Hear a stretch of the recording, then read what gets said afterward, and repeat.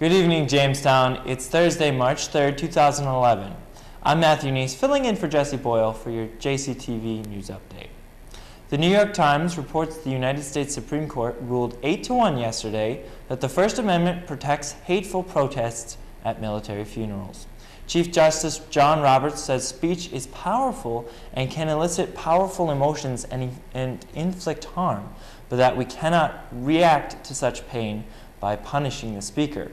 Meanwhile, the Associated Press reports that North Dakota Attorney General Wayne Stenjum doesn't think the ruling will have an effect on North Dakota law that keeps certain church members a minimal distance away from funeral services.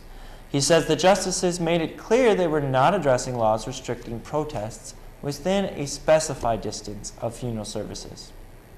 The New York Times also reports of more unrest in Libya today as Colonel Muammar Gaddafi's troops captured 3 Dutch helicopter crew members. The crew was rescuing European citizens last Sunday.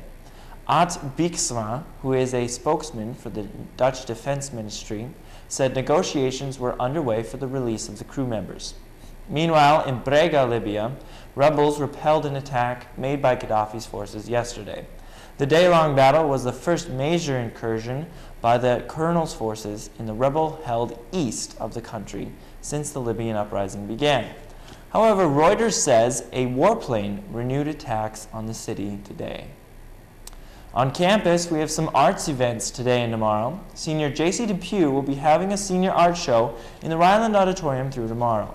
Tomorrow evening at 7, Amanda Hagen will be presenting her senior voice recital in the Voorhees Chapel.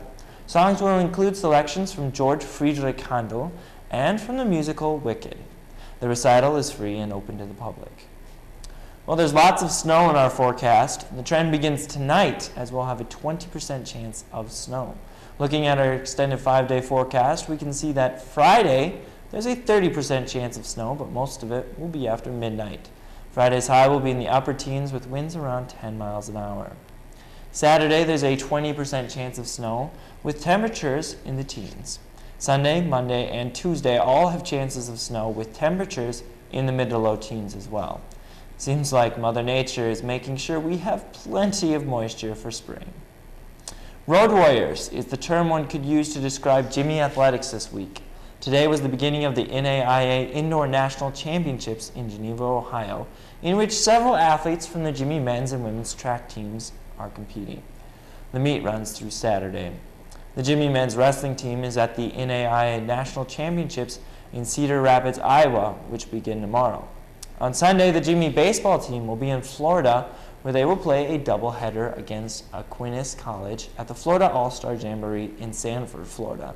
The tournament runs through next Wednesday, so the Jimmies will have plenty of opportunity to soak up some sun.